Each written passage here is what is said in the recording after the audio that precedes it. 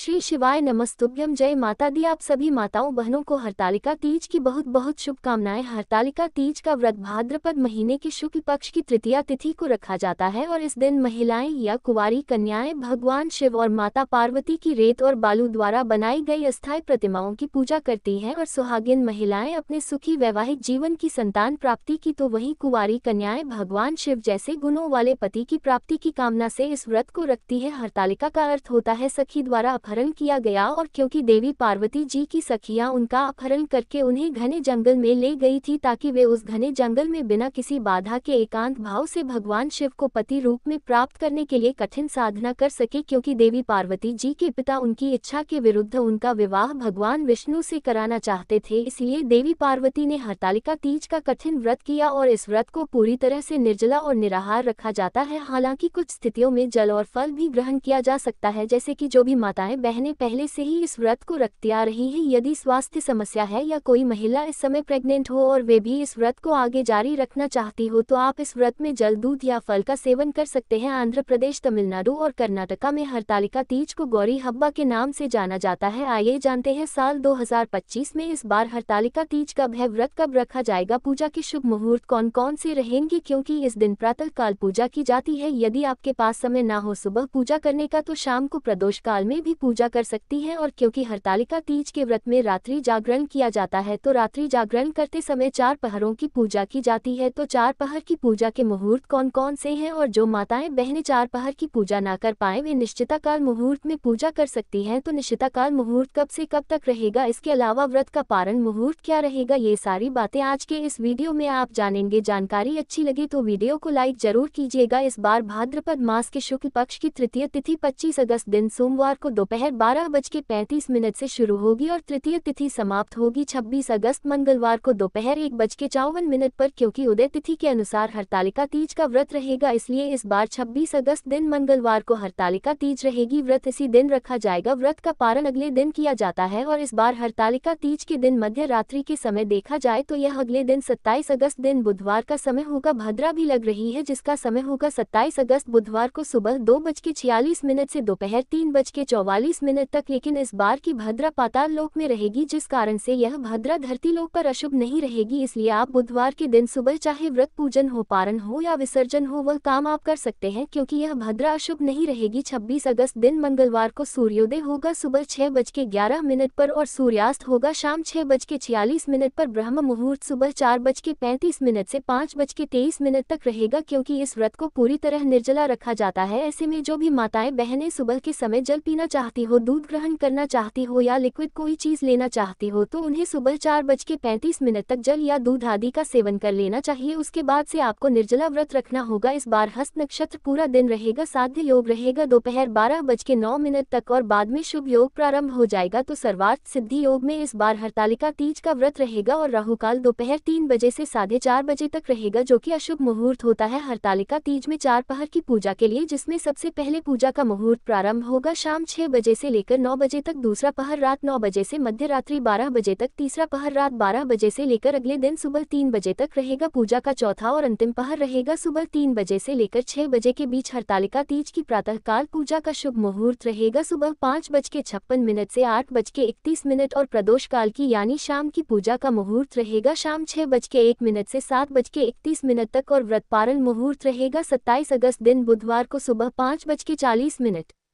से 7:05 तक। सूर्योदय की पहली किरण के साथ ही आप व्रत का पारण कर सकते हैं, क्योंकि यह व्रत अखंड सुहाग की प्राप्ति के लिए रखा जाता है। कुंवारी कन्याएं मनचाहे जीवन साथी की प्राप्ति की कामना से इस व्रत को करती हैं, इसलिए इस व्रत में भगवान शिव और देवी पार्वती की सच्चे मन से पूजा करें और माता पार्वती को आप श्रृंगार की सामग्री अर्पित करें। इसके अलावा सुहागन महिलाओं को या कुंवारी कन्याओं को सुहाग की सामग्री का दान भी किसी निर्धन सुहागन महिला को दान में देना चाहिए। ऐसा करने से भी माँ पार्वती प्रसन्न होती है और मनोकामना पूर्ण करती है। तामसिक चीजों का सेवन करने से बचना चाहिए और जो भी व्रती महिलाएं होती हैं उन्हें इस दिन में नहीं सोना चाहिए। सुबह विधि विधान से संकल्प लेकर पूजा प्रारंभ करें, कथा श्रवण करें और दिन भर उपवास रखें। शाम के समय एक बार फिर से पूजा करें। बहुत